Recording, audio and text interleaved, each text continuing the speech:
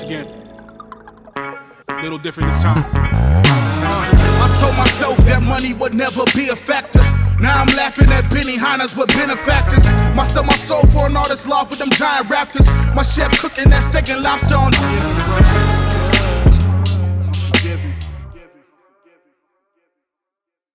예, 안녕하세요. 농구와 리뷰어 마스터기입니다. 오늘은 많은 분들이 기다리고 계셨던 포워드 농구와 탑3를 뽑아보는 시간을 준비를 했습니다. 사실 고민을 상당히 했어요. 왜 그러냐면 상반기 결산도 한번 했고 가드 농구화를 한번 베스트 3를 뽑았는데 포워드 농구화 3를 다시 하자고 많이 말씀을 하셔서 어쨌든 내 맘대로 뽑는 거니까 제가 제 맘대로 한번 뽑아보도록 하겠습니다. 지금 마스터 그 농구화 리뷰에 보시면 이제 많은 농구화 리뷰들이 있습니다. 그 전에, 그러니까 지금 농구화 유튜브 채널에 있는 농구화 말고 그 전에 농구화들을 물어보시는 분들이 또 간혹 계신데요.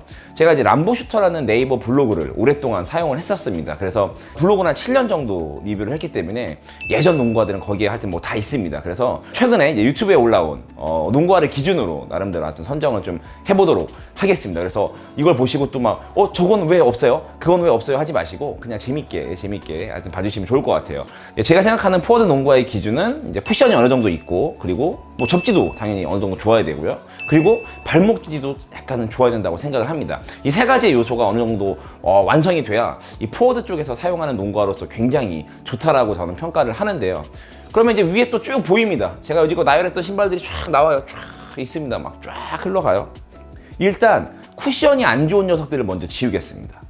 그럼 이제 많은 것들이 좀 사라지고 저는 이제 5개 정도를 뽑아봤습니다. 최근에 가장 리뷰를 했던 조던 슈프림 엘리베이션, 그리고 KD 12 상반기 최고의 농구화로 뽑았던 와이낫 제로 2, 프로바운스 매드니스 2019가 있고요. 데임 5, 중코비언 프로트로까지 이제 일단은 선별을 하겠습니다. 딱 보시면 느낌이 오실 거예요. 요런 느낌의 농구화들을 이제 마스터옥은 이제 어떻게 보면 포워드의 농구화라고 생각을 하는구나 라고 생각을 하실 수가 있을 것 같고요.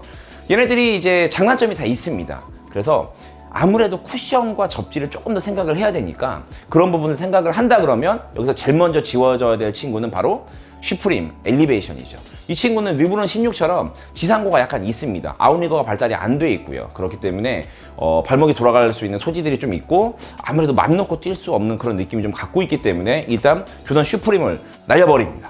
날려버리고 일단 쿠션만 볼 수는 없지 않겠습니까? 포워드가 접지도 당연히 중요하죠. 그러면 얘네들 중에 접지가 조금 불안한 애들이 조금 있습니다. 바로 누구냐 하면 프로바운스 매드니스 2019랑 그리고 KD 12를 뽑겠습니다. KD 12 같은 경우는 개인적으로는 접지가 나쁘다고 생각을 하지 않는데 신발 자체가 KD처럼 좀 좁게 나옵니다. 아웃리거가 또 달려있진 않아요. 그래서 뭐라 그럴까요? 이게 넓적한 신발에 비해서 아무래도 닿는 면적이 좀 작다 보니까 그래서 그런 부분에서 또 많은 분들이 또 약간 접지가 생각보다 좋지 않다는 또 평도 있고요. 그래서 KD 12를 먼저 날립니다. 그리고 KD 12 같은 경우는 발목이 제가 리뷰할 때 그런 얘기를 했어요. 카이리포처럼 공허해. 너무 공허하고 이게 약간 나팔코처럼 올라오기 때문에 이런 접지면이 잘 까집니다. 많은 분들이 KD 11을 신고 뛰시기 때문에 아마 이 말에 많은 공감을 하실 거고요. 매드니스 2019 같은 경우는 좀 아쉽죠. 왜냐하면 전반적으로 굉장히 밸런스가 좋고 일단 디자인적으로 너무 마음에 들어서 제가 오랫동안 신었던 신발이고요. 아마 리뷰할 때 보시 마시고 진짜 오래 신었습니다. 그래서 애착이 많은데 결과적으로 얘도 그 접지면이 아디다스의 그 평균적으로 요즘 나오는 그 일관된 아웃으로 갖고 있거든요. 그래서 접지면에서 조금 아쉬웠어요. 그렇기 때문에 매드니스도 안녕. 매드니스 안녕. 그래서 그럼 3개가 탑3가 이미 결정이 됐습니다. 그래서 남아있는 신발은 이제 와이낫 제로 2, 그리고 코비 1, 중코비 1 프로트로, 그리고 데임 5입니다. 아디다스에서 이제 유일하게 데임 5를 제가 뽑았던 이유는 신어보신 분들 많이 아실 거예요. 데임 5가 굉장히 단점이 잘 없는 신발입니다. 근데 이 신발에 약간의 아쉬운 점은 뭐냐면 특장점이 없어요. 그래서 보편적으로 여러 포지션에서 신을 수 있습니다. 센터에도 당연히 제가 추천도를 드릴 수 있고요. 가드 부분에서도 당연히 데임 5는 좋은 편이고요. 포워드 농구라도 하여튼 굉장히 좋은 편이라고 생각을 합니다. 이 3개 중에 우리가 또 그래도 베스트 오브 베스트를 뽑아야 되는 게 일단은 저희가 장단점을 좀 나열을 해보자면 와이낫 제로 2 같은 경우는 저는 굉장히 마음에 들어 하죠. 아마 많은 분들이 아시고 극찬했어요. 그 극찬한 이유가 뭐냐면 접지도 상당히 괜찮고 그리고 앞쪽에 들어가 있는 주메어 쿠션이 굉장히 풍성하게 잘 들어가 있습니다. 근데 이 친구는 이제 계속 오랫동안 신다 보니까 단점이 하나 있죠. 발목 부분이 애매모호합니다. 그러니까 미드컷인데 발목을 세게 조이면 그 복숭아뼈 쪽에 통증이 있어요. 그 부분이 조금 애매모호해요. 너무 꽉 묶으면 복숭아뼈가 조금 아프고 당연히 느슨하게 하면 당연히 피팅이 당연히 좋지가 않을 거고 그러니까 다 마음에 드는데 그 부분에 어떤 단점이 좀 있었습니다. 그리고 중코비 1 프로트로 같은 경우는 이 신발을 제가 제일 많이 신습니다. 지난해부터 그냥 주구장창 중요한 때 많이 신고, 뭐 최근에 점프텐 트라이아웃 갈 때도 제가 무조건 이 신발을 신고 가서 또 이렇게 한번 얘기한 적이 있었죠. 이중 주미어 같은 쿠션을 갖고 있어요. 전장 주미어에 인솔에 포론 쿠션이 들어가 있습니다. 그래서 굉장히 반발력이 좋고 쿠션에서는 진짜로 아직까지도 요즘 나온 신발 중에 얘가 최고라고 생각해요. 단점은 뭐냐면 구조가 앞쪽으로 들어가서 좀 슈레이스 홀이 좀 좁아지는 그런 시스템이라서 새끼발가락의 통증을 느끼시는 분들이 간혹 있고요. 그리고 확실히 프로트로라고 해서 뭐 개선됐지만 너무 예전에 나온 신발이니까 무게감이 사실 상당히 있습니다. 그래서 가벼운 농구화를 원하시는 분들은 중코비원 프로트로는 조금 또 싫어하실 수가 있어요. 얘도 이런 단단점이 있습니다. 데인5는 말씀드렸듯이 그냥 다 중간이야. 예. 접지도 중상급, 쿠션도 중상급, 발목지도 나쁘지 않아. 근데 상급이 하나도 없는 이게 데인5라고 저는 생각을 합니다. 어쨌든 그래서 마스터기 선정하는 최고의 가드 농구화 탑 1은 저는 중코비원 프로트로로 선택을 하겠습니다. 무거운 것 빼면은 단점이 없다라고 저는 말씀을 드릴 수 있을 것 같고요. 일단은 사이즈는 저는 반 다운을 가는 게 맞다고 생각을 해요. 리뷰할 때는 정 사이즈도 제가 말씀을 드렸는데 혹시나 뭐 이 방송을 보시고 프로토를 한번 구매하시려고 하시는 분들은 반 다운으로 하셔서 핏하게 신는 거를 권장을 하고, 말씀드린 대로 발가락, 새끼발가락 부분에 압박이 약간 있습니다. 그래서 길들이기가 좀 필요한 농구예요. 그래서 이제 보통의 가죽, 누벅 같은 걸로 돼 있으니까 조금 더 길들이기를 하셔가지고 좀 신으시면 발가락 부분은 좀 금방 개선이 됩니다. 이 농구의 가장 큰 장점은 발목 지지까지도 굉장히 훌륭하다라는 거예요.